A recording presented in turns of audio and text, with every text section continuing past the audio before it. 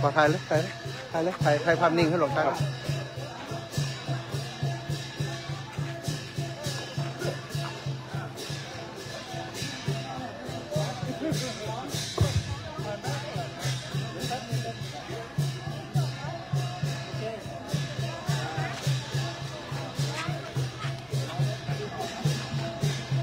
แล้วตอนนี้ขบวนกฐินของครูบาอาจารย์ศรัทธาญาติโยมกำลังจะเคลื่อนขบวนนะรอบอุโบสถของวัดม่อนจำพอตอนนี้หลวงปู่ได้นำขบวนแล้ว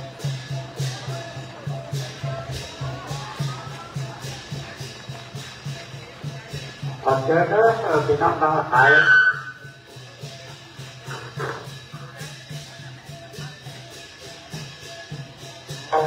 เขานะครับได้ให้เขาเป็น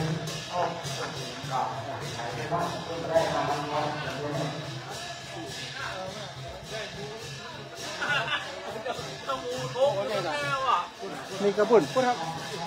ไปหน้าวิหารเนาะ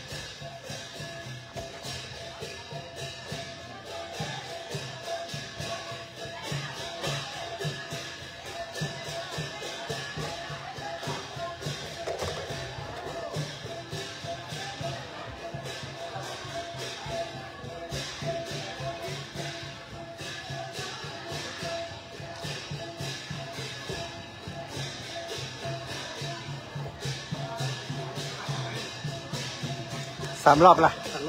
ครับคณะของวงได้รอบโบสถ์นะครับเรียนสัมภาษณ์ศิลป์ในวันนี้ครับ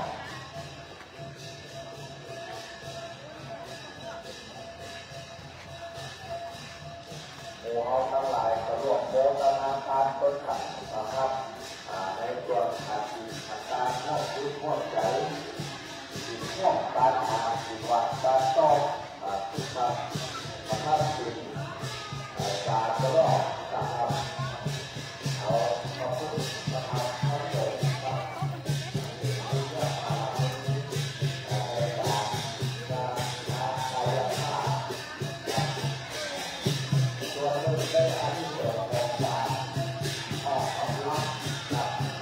ทุกท่าน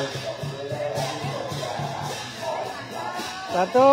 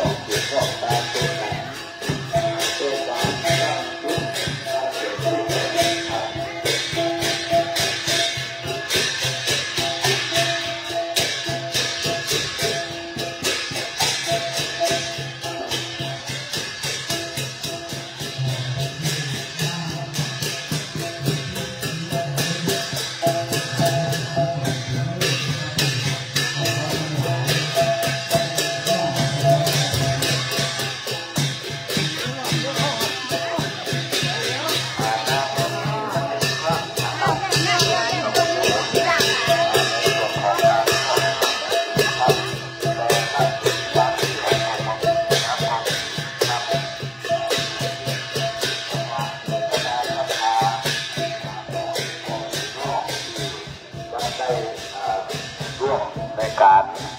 ทำบุญสุดตานครับ เรื่องของบุญนี่มันถึงนักขนาดครับหน้าบุญเนาะบอกว่าวันเวลาใดครับ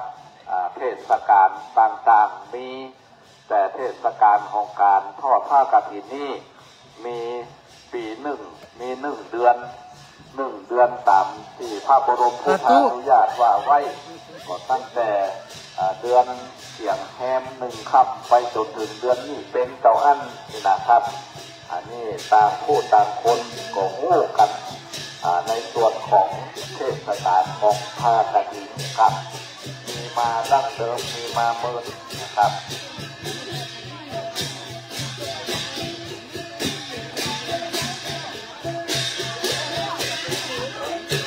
ฝั่งต้นใหญ่รอ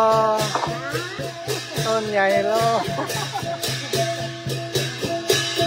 โอ้เลยนะต้นนี้ต้นนี้ต้นนะอ๋อ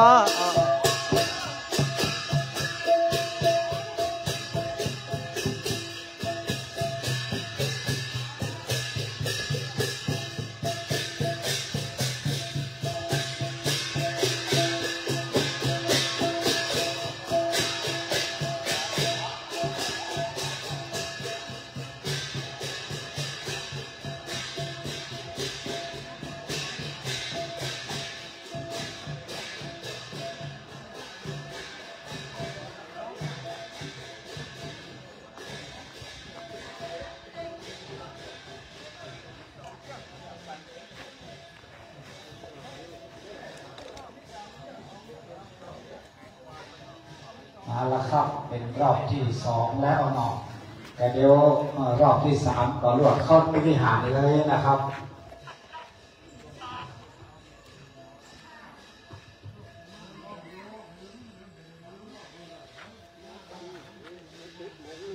วันนี้ช่างภาพมีหลายช่างนะครับได้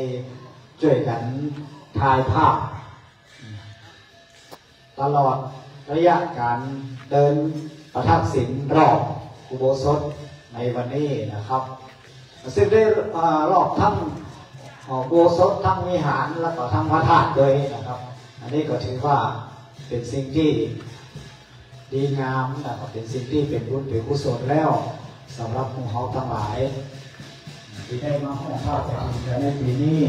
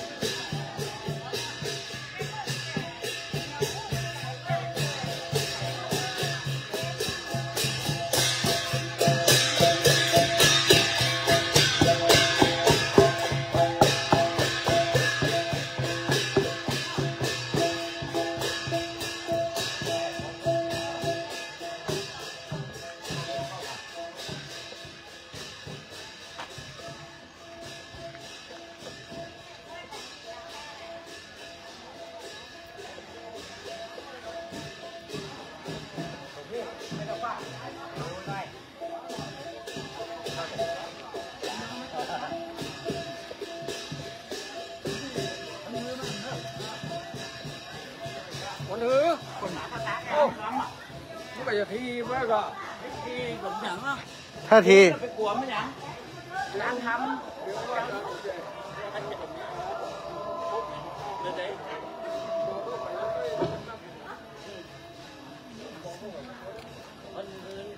โอ้ยไม่โอ้ย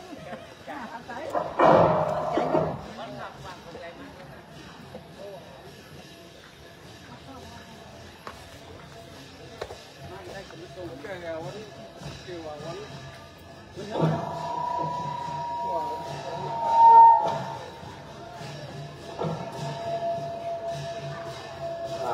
นก็มาข้างในเลย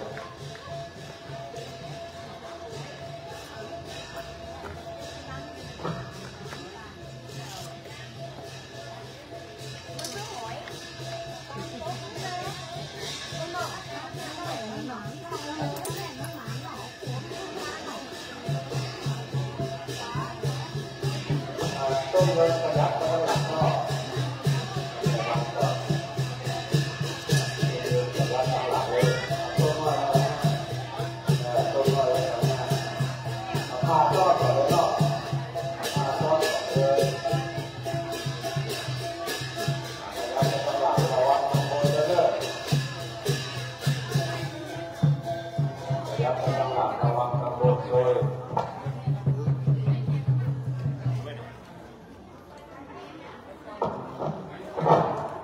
คือเข้ามากันได้เนาะเอาส่งต่อเข้ามาเลยส่งต่อครับส่งต่อเข้ามาเลยเนาะส่งต่อเข้ามาเลยมาขยับมาด้านหลังไปเพื่อนเลยส่งต่อเข้ามาขยับมาด้านหลัง1 2 3 4 5 2 3 4 5ตั้งไม่นอกเนี่ยยัดขึ้นเรื่อย2 3 4 5วางเลยบนหลังมูลนี่เลยนะบนวางบนเลย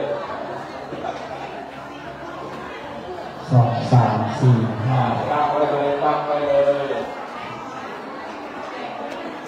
ทั้งลูกนี่ก็ได้ก่อนนะตั้งลูกนี่มาต้นเดินมาต้นได้สูงอย่าตั้งทั้งลูกที่ตั้งบนได้แต่ตั้งบนมันเป็นยังวะ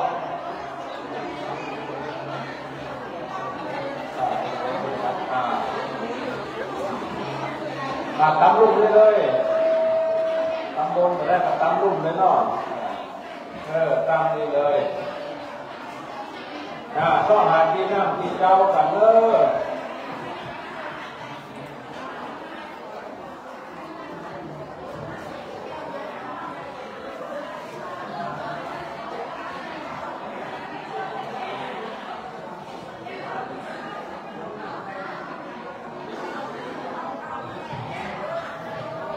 ก็หาที่นั่งที่เจ้าเนาะเชิญผู้โยมนครผู้โยมนายมนแพทย์หญิงผู้มาเลศทั้งนี้หลายครับผู้โยมนครผู้โยมนายมนแพทย์หญิงผู้มาเลศวันลูกลูกนั่นจะหอมเราไปหลอกไม้ในวางนำพาอธิษฐานเราวางอยู่โดยพอความยกอธิษฐาน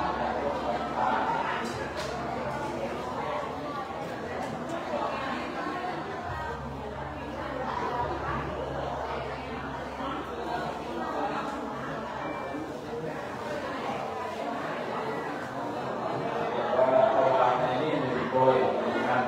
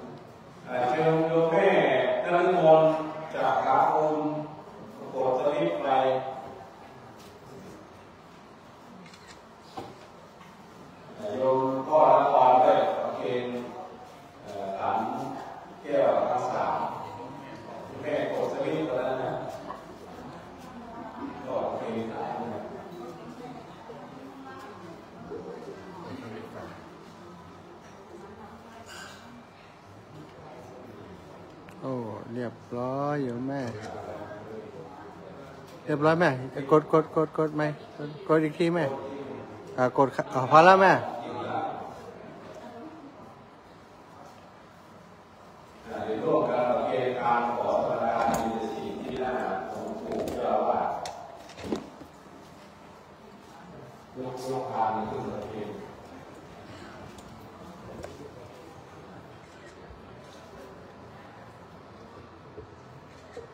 ตัวที่เราต่อไปเลยไป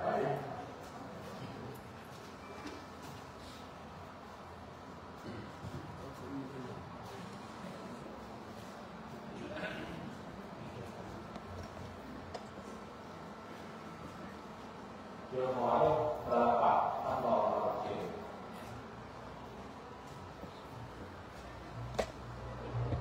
ต้องถามเลย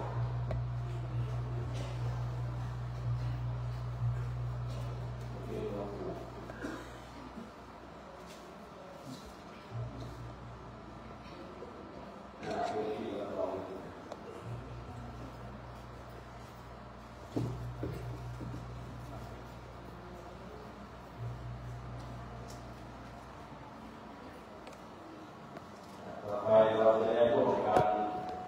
ประกอบพิธีในทางพระพุทธศาสนาเบื้องต้นจะได้ไหว้พระสมาทานมีเสถียรตามลำดับสืบไป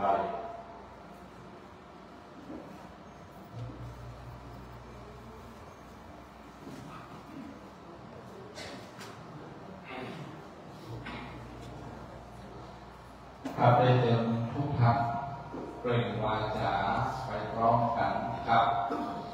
นะโมตัสสะภะคะวะโตอะระหะโตสัมมาสัมพุทธัสสะนะโมตัสสะภะคะวะโตอะระหะโต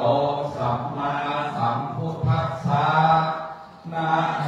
ตัสสะภะคะวะโตอะระหะโตสัมมาสัมพุทธัสสะอิมินาสการเรนะพุทธังอภิปูชยามะอิมินาสการเรนะธัมมังอภิปูชยามะอิมินาสการเรนะสังฆังอภิปูชยามะอะระหังสัมมาสัมพุทโธภะคะวาพุทธังภะคะวันตังอภิวาเทมิสวากขาโตภะคะวะตาธัมโมธัมมังนัมมัสสามิสุปฏิปันโนภะคะวะโตสาวกสังโฆสังฆังนะมามิต่อไปสมาทานเป็นจสิกครับมะยัมพันเตวิสุงวิสุงรักขณทายาติสาระเนนะสหปัญจศีลานิยาจามะทุติยัมปิมายัมพันเตวิสุงรักขณทายาติสาระเนนะสหปัญจศีลานิยาจามะอาติยัมปิมายัมพันเตวิสุงรักขณทายาติสาระเนนะสหปัญจศีลานิยาจามะ นะโมตัสสะภะคะวะโตอะระหะโตสัมมาสัมพุทธัสสะนะโมตัสสะภะคะวะโตอะระหะโตสัมมาสัมพุทธัสสะนะโมตัสสะภะคะวะโต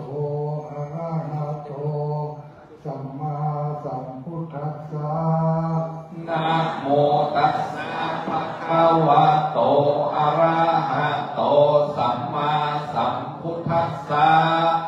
นะโมตัสสะภะคะวะโต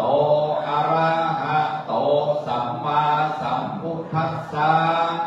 นะโมตัสสะภะคะวะโตอะระหะโตสัมมาสัมพุทธัสสะพุทธังสรณังกัจฉามิพุทธังสรณังคัจฉามิธัมมังสรณังกัจฉามิธัมมังสรณังคัจฉามิสังฆังสรณังกัจฉามิสังฆังสรณังคัจฉามิทุติยัมปิพุทธังสรณังกัจฉามิทุติยัมปิพุทธังสรณังคัจฉามิทุติยัมปิธัมมังสรณังกัจฉามิทุติยัมปิธัมมังสรณังคัจฉามิทุติยัมปิสังฆังสรณังกัจฉามิทุติยัมปิสังฆังสรณังคัจฉามิตาติยัมปิพุทธังสรณังกัจฉามิตาติยัมปิพุทธังสรณังคัจฉามิตาติยัมปิธัมมังสรณังกัจฉามิตาติยัมปิธัมมังสรณังคัจฉามิตาติยัมปิสังฆังสรณังกัจฉามิตาติยัมปิสังฆังสรณังคัจฉามิปานาติปาตาเวรมณีสิกขาปะทังสมาธิยามิปานาติปาตาเวรมณีสิกขาปะทังสมาธิยามิอาทินนาทานาเวรมณีสิกขาปะทังสมาธิยามิอาทินนาทานาเวรมณีสิกขาปะทังสมาธิยามิกาเมสุมิจฉาจาราเวรมณี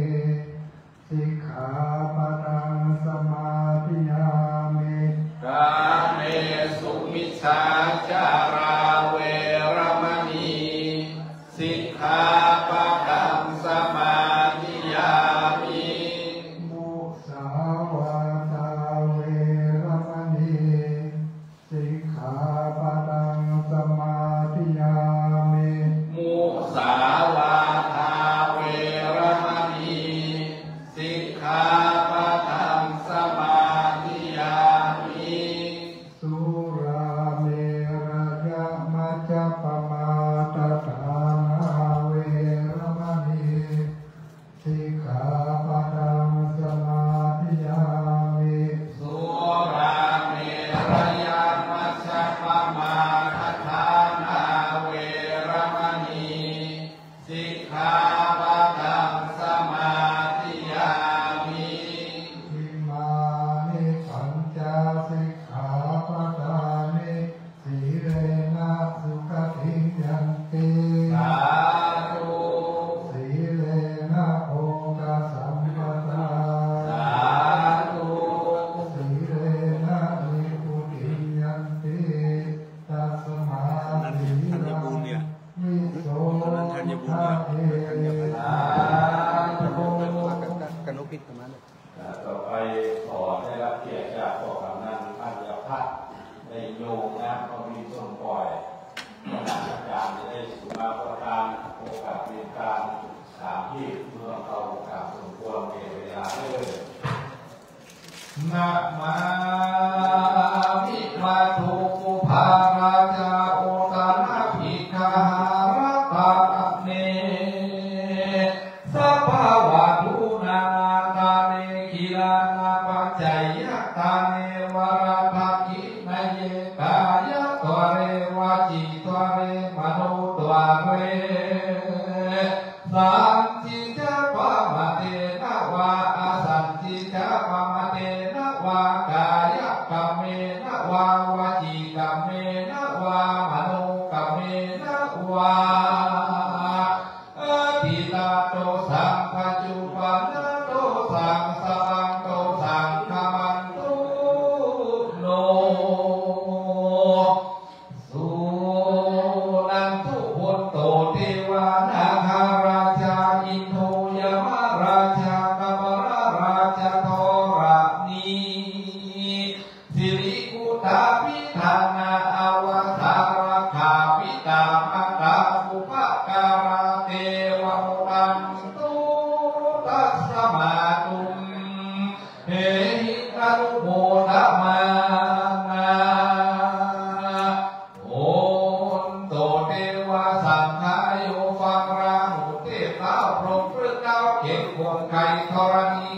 อากาศกว้างไพรพันโน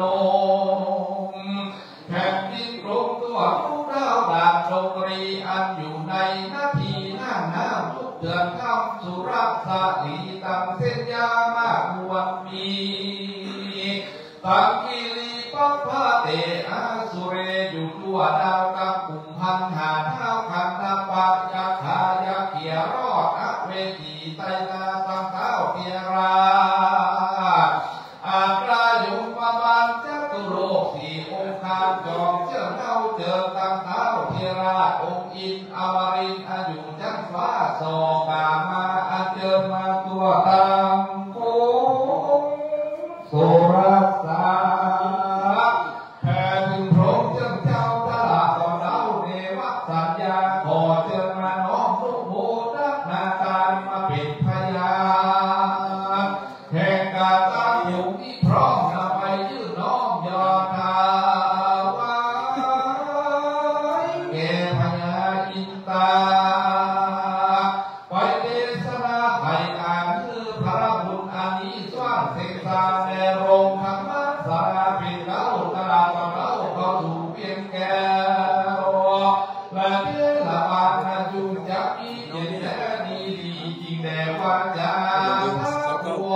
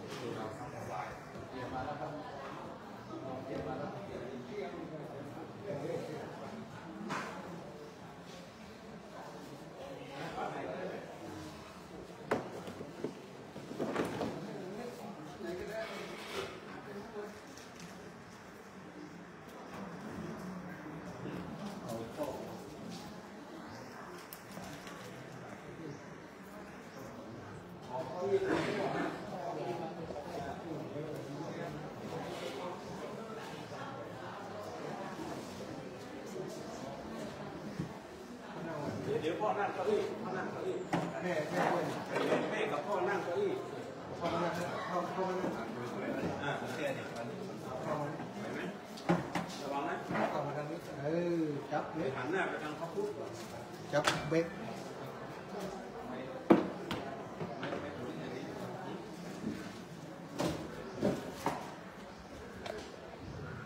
ศรัทธาทั้งหลายเดี๋ยวนี้เราจะพร้อมใจกันกล่าวกรรมถวายกระเดียวเอาบินหน้าเข้าไปตามพระพุทธรูปตั้งนะโมด้วยกัน3 ยกก่อนแล้วท่านแพทย์หญิงเยาวเรศจะได้นำเอาท่านทั้งหลายกล่าวคำถวายตามลำดับสืบไปเด้อ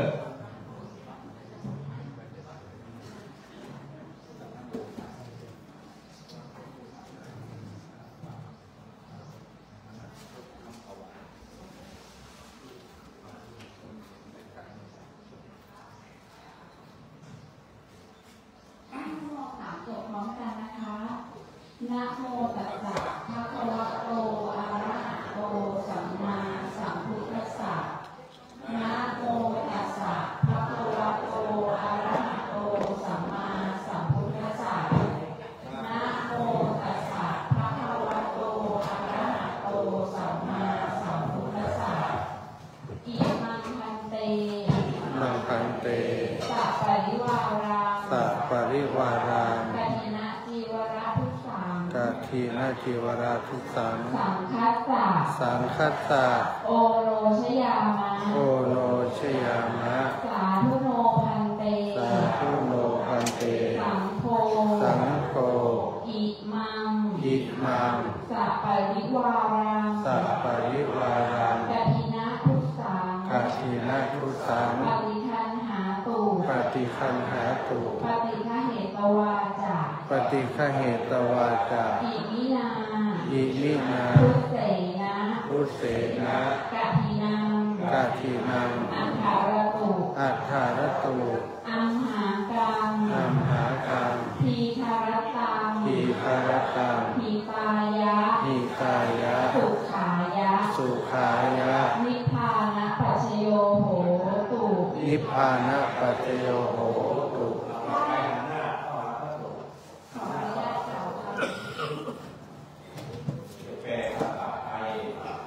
ข้าแต่พระภิกษุสงฆ์ผู้เจริญ ข้าพเจ้าทั้งหลาย ขอน้อมถวายผ้ากฐินจีวรกับทั้งบริวารทั้งหลายเหล่านี้แด่พระสงฆ์ขอพระสงฆ์จงรับผ้ากฐินจีวรกับทั้งบริวารทั้งหลายเหล่านี้ของข้าพเจ้าทั้งหลาย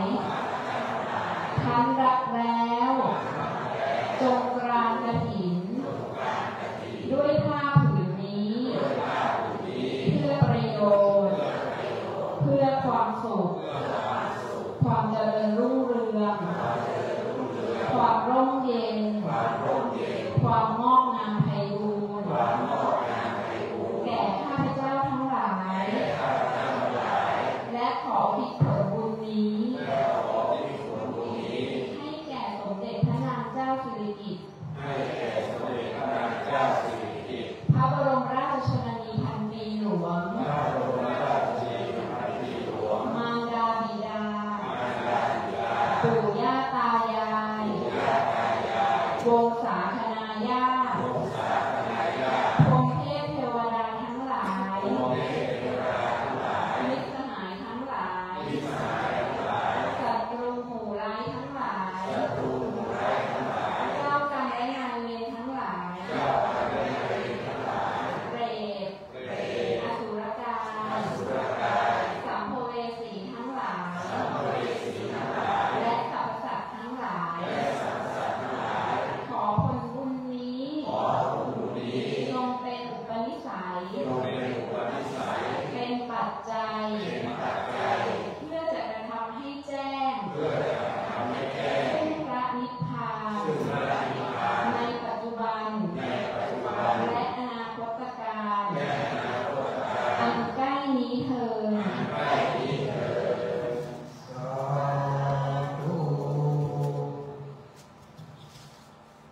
ายุหมอเป็นลูกที่สอง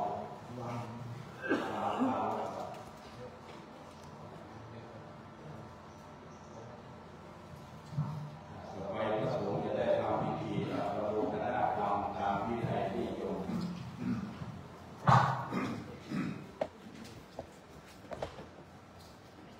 ผ้ากฐินทานกับทั้งผ้าอานิสังสบริวารทั้งปวงนี้ เป็นของคุณโยม คุณนคร คุณนฤมลแพทย์หญิงยุวเรศชัตถาภูลพร้อมด้วยสาธุชนทั่วไป ผู้ประกอบไปด้วยศรัทธาอุตสาหะพร้อมเพียงกันนำมาถวายแด่พระภิกษุสงฆ์ผู้อยู่จำพรรษาท่วมกาลนาถในอาวาสนี้ ข้อแรกผ้ากฐินทานนี้เป็นของบริสุทธิ์หลุดเลื่อนลอยมาโดยหน้าภาอากาศแล้วแลตกลงในที่ประชุมสงฆ์จะได้เฉพาะเจาะจงลงว่าเป็นของพระภิกษุรูปใดรูปหนึ่งก็หามิได้ มีพระบรมพุทธานุญาตไว้ว่าให้พระสงฆ์ทั้งปวงยอมอนุญาตให้แก่ภิกษุรูปหนึ่งเพื่อจะทำซึ่งปฏิณัฐภารกิจตามพระบรมพุทธานุญาตและมีคำพระอัฏฐกถาจารย์ผู้รู้พระบรมพุทธาธิบายสัมมนาไว้ว่าภิกษุรูปใดประกอบด้วยศีลสุตตาธิคุณ มีสติปัญญาสามารถรู้ธรรม8ประการมีบุพอิตเป็นต้นภิกษุรูปนั้นจึงสมควร เพื่อจะกระทำกัจฉินาภารกิจตามพระบรมทานญาติได้บัดนี้พระสงฆ์ทั้งปวงจะเห็นสมควรแก่ภิกษุรูปใดจงพร้อมกันยอมอนุญาตให้แก่พระภิกษุรูปนั้นเถิด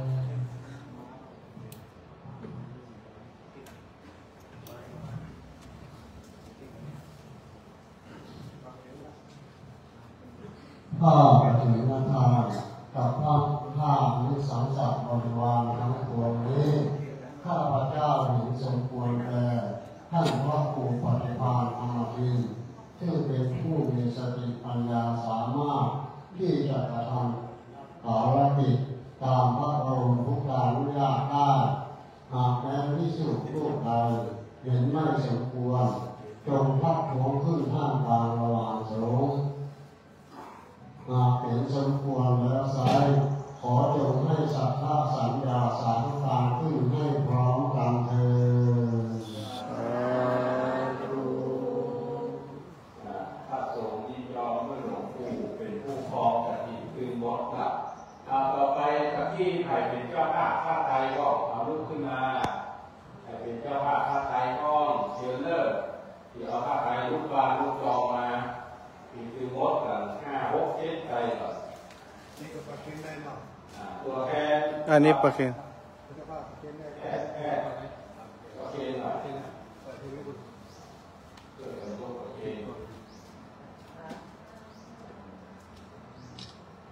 ตัวแทนห้วยมูในห้วยมูในทำไรมาแถมเป็นตัวที่สองเลยเถอะมาลูกมาตัวแทนทำไรพ่อที่ตัวว่าที่เอาภาพไปมานี่แหละเอาจะเอามาประเคนโอเคทำให้ด้วยเนาะ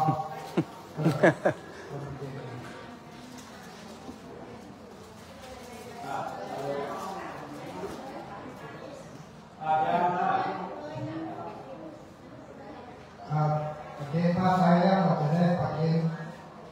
บริวารแบบนี้มาแม่เกณฑ์ครบทั้ง5ลูกก่อนครบแล้วมีมนที่หลวงปู่แม่ที่หลวงปู่เลย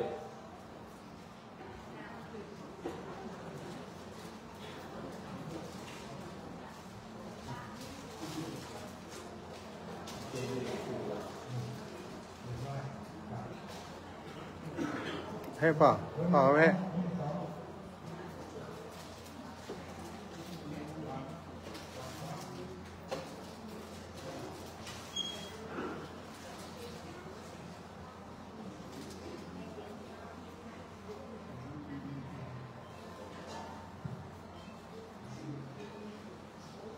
โดยพ่อละครเองบริวารพ่อละครเข้าบาท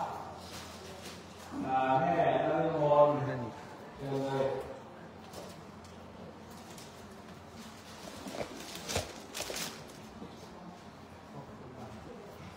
คุณหมอเราเนี่ยหมอตัวนึงต่อที่หลวงปู่กรรมการเอาหลวงปู่ข้าพเจ้าแล้วก็นำเรียนมาไว้ที่อะไรที่เรา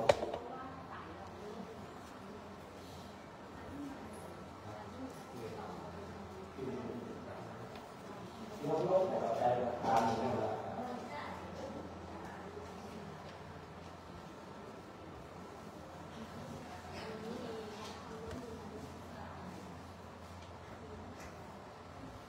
ก็มีศรัทธาไปเอาต้นมาบอกเจอลูกมาทางนี้หมดเลยที่เอาต้นตั้งต้นมาทองมาเอาแต่เกณฑ์นี่ทีเดียวแล้วหลวงปู่จะอยู่กุ้งห้าไฟเจอเลยมาทางนี้มาทางนี้บอกทางนี้บอกเกิดการกรรมเกิดการกรรมไว้เราจะเกณฑ์พร้อมกันกรรมที่หมดเนี่ยเพราะว่าโยมไฟเรียบร้อยโอ้มาเลยร่วมกันเพราะนั้นนี่ออกจากนั้นเจอ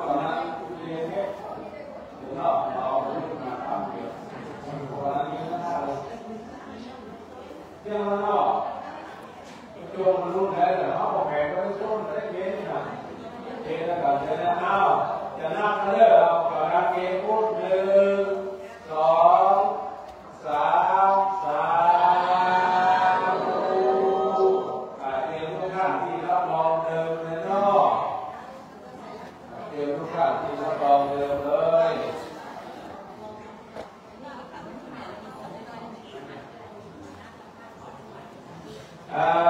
กรรมการกระจายบ้านเราขอไปช่วยยกข้าวสารกับน้ำตั้งอยู่ที่พระธาตุ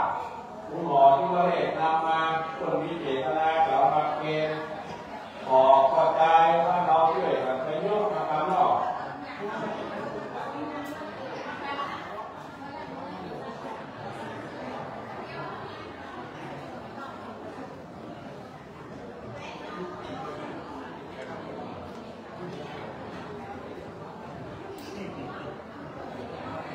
โยมหนูโยมนี้หน่อยโยมหนูโยมจริงกับคุณพ่อนครคุณแม่ทุกคนเอาคนละ1 ชุดเลย1 ชุดไปโปรยดอกไม้1 ซอง1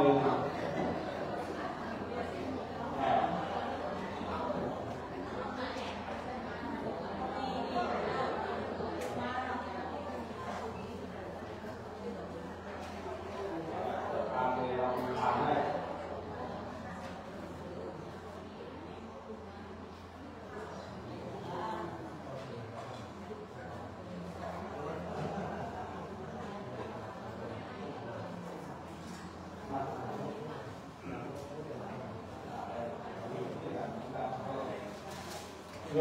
ยมไปที่พระลูกคุณพ่อไปที่ประธานสงฆ์แม่ก็ตอบเลยคุณหมอโยมไป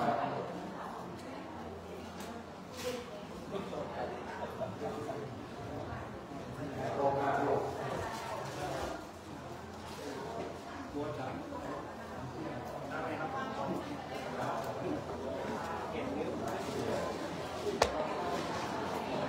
น้ำสถานที่ไหมโยมผู้อยู่ในหมอบปฏิบัติขออาจารย์เจ้าที่รับรองเดิมเจ้าที่รับรองเดิม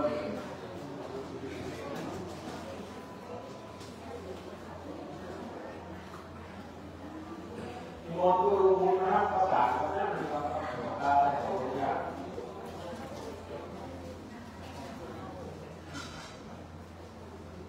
หมอจากโลก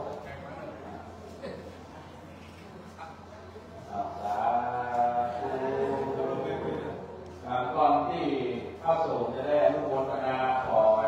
ได้รับเกียรติจากแพทย์หญิงที่บริจาคขาภูมิได้มาอู้มาจ่าเรื่องนำกระถิ่นมาตอบที่นี่เพราะดูจากการกล่าวคำถวายและคุณหมอเก่งมากๆเลยขอชมเชยฟังคุณหมอผู้นอกก่อนถึงต้องออกตัวก่อนเลยว่าทางวัดไม่ได้บอกล่วงหน้าว่าต้องพูด แต่ว่าก็พูดจากความรู้สึกจากใจจริงค่ะไม่ได้มีอะไรมากปกติหมอก็เป็นคนที่มีได้ทำบุญได้ปฏิบัติธรรมนะคะอย่างต่อเนื่องแม้ว่าบางทีอาจจะไม่ได้ไปอยู่วัดแต่เราก็ปฏิบัติโดยทางที่เราดูจิตตัวเองปฏิบัติเองนะขณะที่เราทำงานอยู่ที่บ้านนะคะก็ยินดีที่วันนี้ได้มีโอกาสมาเป็นเจ้าภาพกฐินที่วัดพระธาตุบ้านพระธาตุจอมขอแห่งนี้ อย่างที่พระพุทธองค์เคยบอกคงไม่มีอะไรเป็นเหตุบังเอิญทุกอย่างหมอเชื่อว่าเกิดแต่เหตุนะคะคงจะมีเหตุใดที่ทำมาเพราะว่าไม่เคยได้มาที่นี่แต่เมื่อประมาณ2 ปีที่แล้ว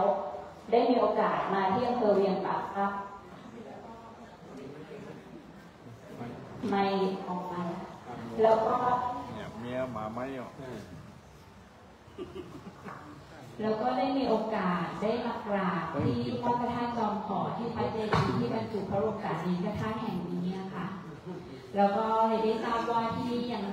ไม่มีเจ้าภาพกฐินที่จะมาตั้งองค์กฐินก็เลยขอ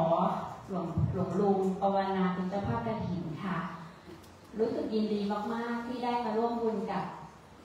ญาติธรรมทุกท่านคุณลุงคุณป้าคุณตาคุณยายที่ป้าอาทุกท่านที่นี่นะคะบุญทั้งหมดทั้งมวลที่เราทำร่วมกันในวันนี้ก็ขอให้เป็นพลปัจจัยเป็นอุปนิสัยนำส่งให้เราทั้งหลายเจริญทางธรรมและทางโลกข อบารมีพระพุทธองค์พระพุทธเจ้าทุกๆพระองค์ตั้งแต่องค์ปฐมพระเจ้าสุขีทศพลตลอดจนมาจนถึงพระเจ้าอัตตทัสสีพุทธเจ้าและพระพุทธเจ้าในพระศัพท์นี้ได้แก่พระเจ้ากัปปุสันโธพระเจ้าโกนากมโนพระเจ้ากัปปะพระเจ้าคณะโคดมพระปัจเจกพระเจ้าทุกๆพระองค์พระธรรมเจ้าพระอรหันต์เจ้า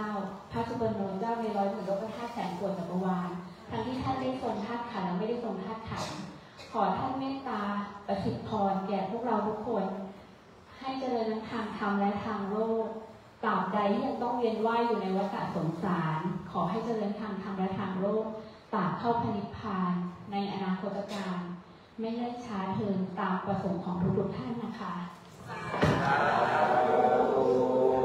กราบขอบพระคุณและกราบโมทนาบุญทุกท่านค่ะที่ได้มาร่วมกันในวันนี้ค่ะ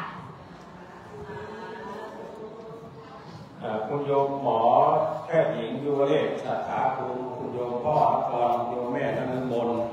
ได้นำปัจจัยจำนวน 157,100 บาทมาทำบุญกฐินในวันนี้นอกจากนั้นก็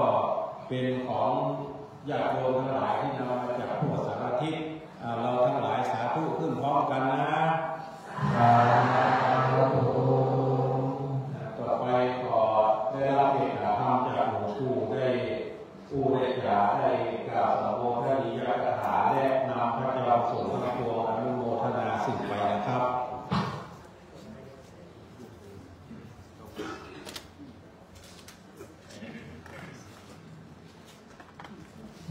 ก็ขอเจริญสุขเจริญพรญาติโยมสาธุชนทุกคนทุกท่านที่มีจิตเจตนาน้อมนำมายังผ้ากฐินทานมาถวายที่วัดพระธาตุจอมทองอำเภอเวียงป่าเป้าจังหวัดเชียงรายในวันนี้ก็จริงอย่างที่คุณโยมเจ้าภาพคุณโยมอะไรโยมหมอคุณโยมแม่หญิงเดียวเลยได้บอกให้พวกเราว่าทุกสิ่งทุกอย่างไม่มีเหตุบังเอิญไม่ใช่เกิดขึ้นด้วยเหตุบังเอิญเกิดขึ้นด้วยเหตุปัจจัยที่มีต่อกันมาแล้วในอดีตเราเคยทำบุญร่วมกันเมื่อถึงวันหนึ่งวันเวลาที่เราได้เคยทำร่วมกันนั้นก็มาจบครบถ้วนมาถึงก็จะได้มาร่วมอนุโมทนาบุญกันเมื่อเช้าได้ยินเห็นว่ามีโยมคนหนึ่งบอกว่าไปเที่ยวสอนหาว่าวัดไหนเขาจะทำบุญกฐินวันที่27มีบ้างน้องเที่ยวสอนหาก็ไม่มีพอดีมาที่พระธาตุจอมพรเจอพอดีว่าทำบุญกฐินวันที่27ทำไมต้องสอนหาวันที่27เพราะวันนั้นเป็นวันเกิดของโยมอยากจะทำบุญวันเกิดในวันที่27ก็มาพอดีกันบรรจบบุญมาถึงโอกาสเวลามาถึงก็ได้รับผลบุญอันนั้นได้ทำบุญอย่างที่ตั้งใจเอาไว้ด้วยเหตุด้วยปัจจัยที่ทำมาแล้วในอดีตยันจากอารมณ์ดีกาลังกายเยนะวาจาเนี่ยวัจเจตสามโนสาการกระทำของเราทุกอย่างคำพูดของเราทุกคำจิตใจนึกคิดทุกอย่างทุกทางเป็นสมบัติของเราทั้งในปัจจุบันและในอนาคตเพราะฉะนั้นเราภูมิใจว่าวันนี้เราได้มาสร้างเหตุสร้างปัจจัยที่จะเป็นสมบัติของเราในอนาคตที่จะมีในข้างหน้าก็คือหนึ่งมนุษย์สมบัติการกระทำของเราครั้งนี้จะนำให้เราไปเกิดเป็นมนุษย์ได้รับสมบัติคือความเป็นมนุษย์สวรรค์สมบัติ บัติก็คือเราจะได้ไปเกิดในสวรรค์นิพพานสมบัตินิพพานะปัจเจโยโหตุการทำบุญของเราเป็นเหตุเป็นปัจจัยให้ได้เข้าถึงพระนิพพานคือความสิ้นสุดแห่งความทุกข์ด้วยประการทั้งปวงการทำดีถ้าเราไปเกิดเป็นมนุษย์ก็จะเป็นมนุษย์ที่ดีเหมือนกับในวันนี้เวลานี้เราเป็นมนุษย์ที่ดีมีโอกาสได้ทำบุญรักษาศีลเจริญเมตตาภาวนาอันนี้ก็เป็นสมบัติและจะทำให้การให้ทานของเราจะได้ไปเป็นทรัพย์สมบัติอีกในอนาคตในเมื่อเราได้เป็นมนุษย์สมบัติแล้วทรัพย์สมบัติจะติดตามเราไปทำให้ผลของทานทำให้เกิดเป็นคนที่มีสมบัติเข้าของเงินทองเครื่องใช้เครื่องอำนวยความสะดวกในการดำเนินชีวิตทุกอย่างที่เรามีอยู่ทุกวันนี้เกิดมาจากเราได้สร้างเหตุทำให้ได้ทรัพย์สมบัติอันเกิดจากการให้ทานศีลสมบัติในอนาคตเราจะได้รับก็คือถ้าเรารักษาศีลดีรักษากายวาจาดีจะทำให้เรามีสุขภาพร่างกายสมบูรณ์แข็งแรงปราศจากโรคภัยและอีกอย่างหนึ่งคือทำให้เรามีสติปัญญามีความเฉลียวฉลาดมีความจำได้ดีมีความเข้าอกเข้าใจในพระธรรมคำสอนของพระสัมมาสัมพุทธเจ้าได้ดีเกิดจากการที่เราได้ไหว้พระสวดมนต์เจริญเมตตาภาวนาเพราะฉะนั้นในโอกาสการทำบุญทอดกฐินของเราในครั้งนี้เราทำให้ครบทั้ง3ประการคือการทำบุญให้ทาน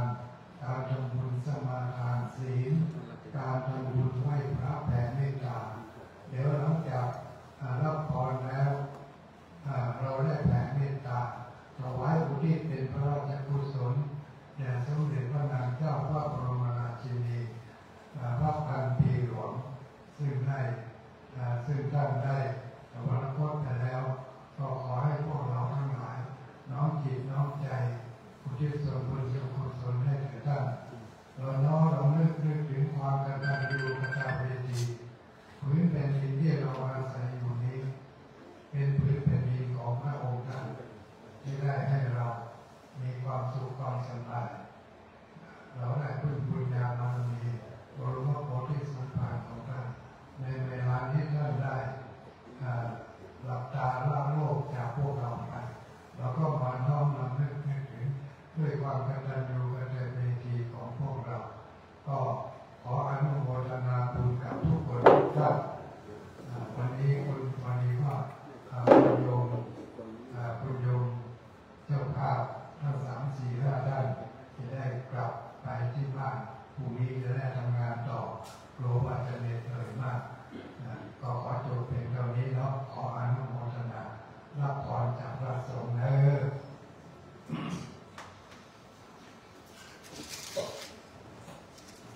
อนุโมทนายะถาวาริวหาปุราปาริปุเรนติสักการะเมวะเมวะอิโตทินังเปตานังอุปกัปปติอิจิตังปฏิตังตุมหังกิปะเมวะสมิจจตุสัพเพปุเรนตุสังฆปาจันโทปนะระโสยถามณิโชติระโสยถาเอวาจันตุสัพพะโรโค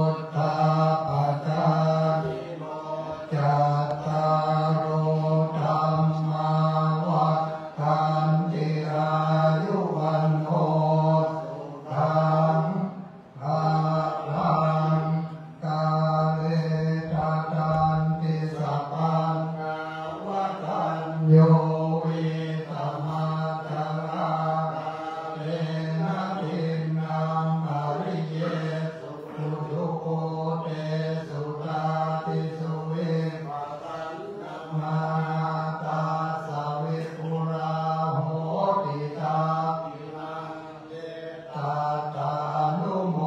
ทันติวายาวัจจังกโรติวานาเตนะอิลาโอนาเตปิปุญญาสัพพาทิโนตัสมาตเตอาภิวานาติโตยะตาเตนะมาปะลังปุญญาปะโรกัสมิงปฏิทาติปานิรันติภวตุสัพพมังคลังราตุสัพพเทวตาสัพพพุทธานุภาเวนัสสทธาทิภวันตุเตภวตุสัพพมังรักขันตุสัพพเทวตาพระธรรมานุภาเวนัสสทธาภวันตุเตภวตุสัพพมังคลังรักขันตุสัพพเทวตาอาเรนัสสทธาโสทิภวันตุเต ขอพระราชนาพระสงฆ์ทุกรูปขอเจริญพรญาติโยมสักการะทั้งหลายทุกท่านได้ทำจิตให้เป็นสมาธิเอาท่านทั้งหลายจะได้น้อมบุญกุศลส่วนหนึ่งถวายเป็นพระราชกุศลแด่สมเด็จพระนางเจ้าสิริกิติ์พระบรมราชินีนาถพระอัมพีหลวงขอพระราชนาได้เป็นส่วนปฏิบัติ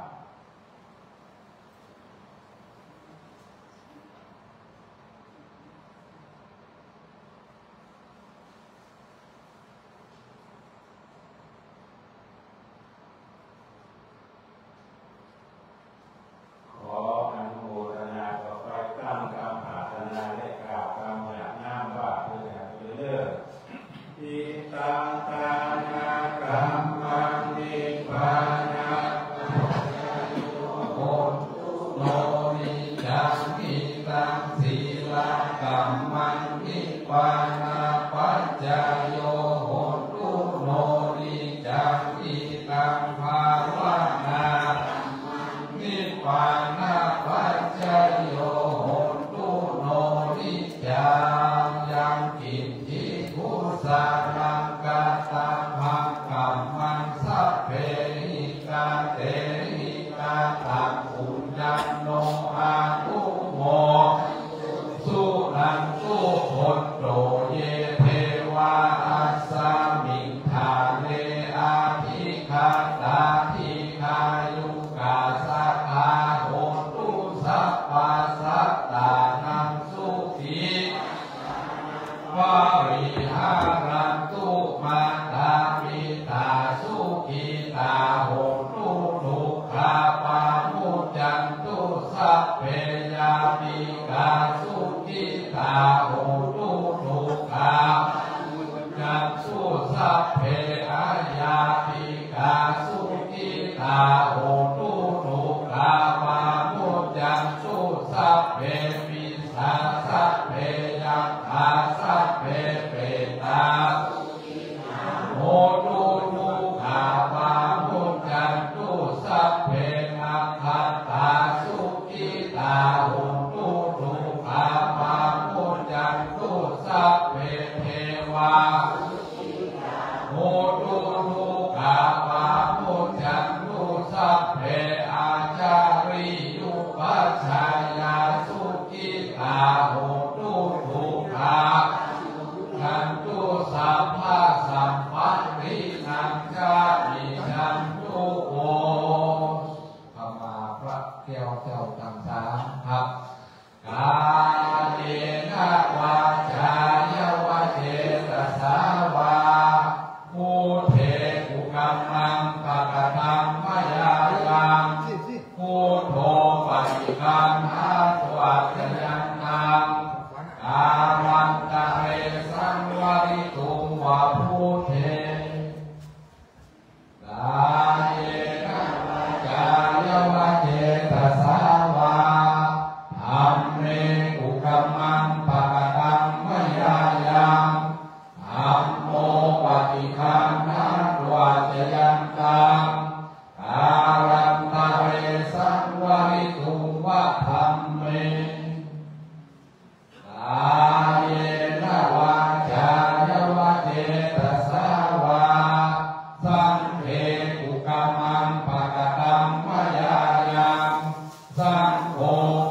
คันทักวัจยันตังอารันตะเรสังวาริโตวาสังเกวัตตาว่าปูเนอวัตตานิปันเตสัพพันอาปาราพังคามาเทพันเตมยากาตังปุญญังสามินาอนุโมทิตัพพังสามินากาตังปุญญังไมหังคาตพังทุสาธุอนุโมทามิอายุวันโนสุขังพลังสาธุ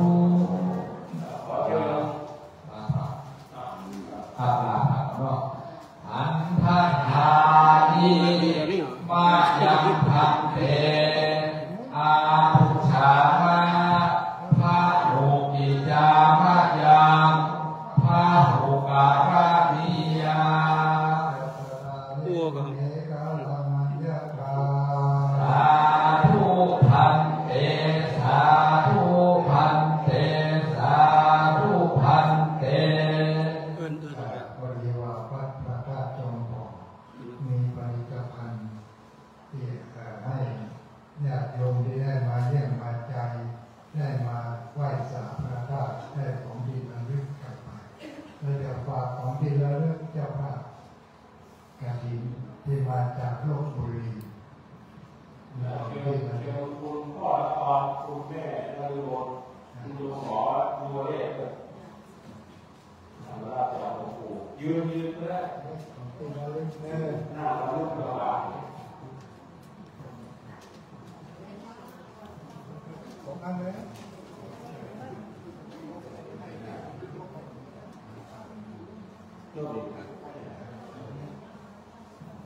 นี่เป็นพุทธคุณเอาไว้ทำด้วย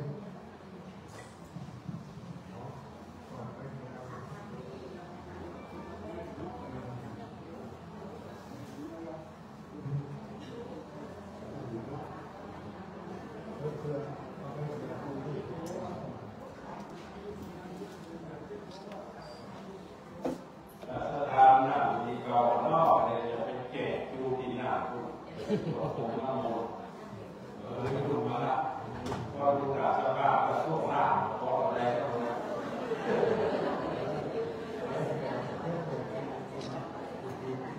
ช่วงหน้าจะรู้ก็รู้นะวันนี้มียันแผ่นนี้ชื่อว่ายันทิฏฐิปิโสวิเศษ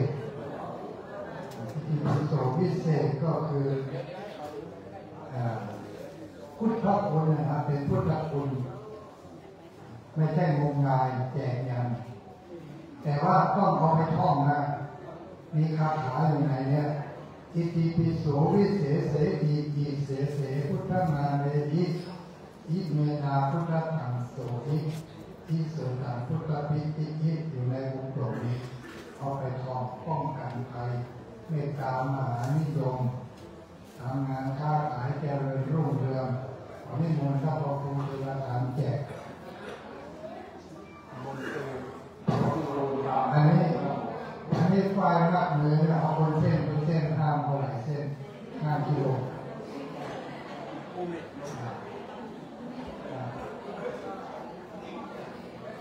นิมนต์ช่วยกันแจกคุณแจกรับน้ำมนต์ตัวเนื้อส่งท้ายยันโตโพธิยามูเลสักยานังนันทิวาทโนเอวังทวังวิจโยโหนิจยาสุจยมังคะเลอปราชิตพังอังเกสีเสปัทวิโปคะเลอภิเสเกสาภะพุทธานังอาคาปัตโตปโมทติสุนาคาตังสุมังคลังสุภาตังสุโหติตังสุขันโนสุโมโหโต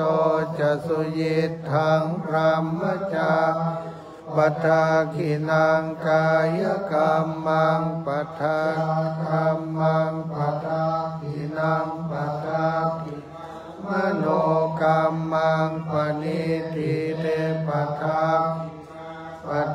ทินานิกัตวานรพันตเต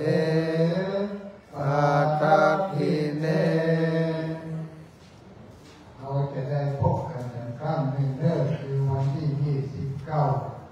จะมีการเทศน์มหาชาติจะเทศน์มหาชาติในเทศนี้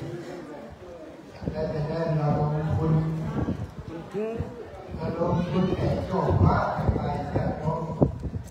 โชคว่าที่งานมันรู้ออกมาแต่จะต้องแต่งงานใหม่ตัวนี้เราต้องเป็นหลายมาเดี๋ยวไม่พอโชคว่าที่มันรู้อยู่ที่ไหนที่สำหรับแก่ขอทั้งคนนะเราจะเปลี่ยนทั้งหมดเลย4ตัวโชคว่าเอาเสร็จงานตั้ง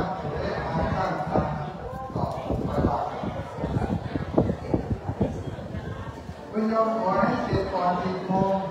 เดี๋ยวนี้ก่อน10 โมงแล้วเลยไป10 นาทีเลยก็ขับรถไปอย่างที่หลวงพ่อว่าขากลับให้มันจะไวหน่อยมันไม่เหมือนขาขึ้นมานี่มันขึ้นน้ำช้าหน่อยขากลับให้มันล่องน้ำจะไวหน่อย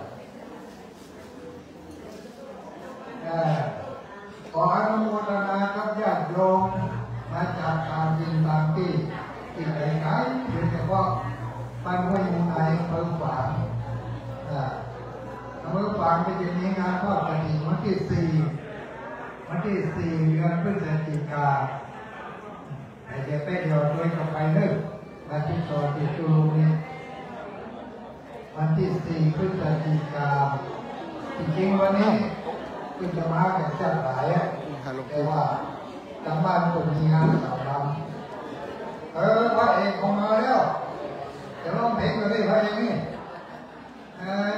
สวัสดีครับคุณแม่มาก่อนตามจุดบอกทุกคนหน่อยเดี๋ยวไป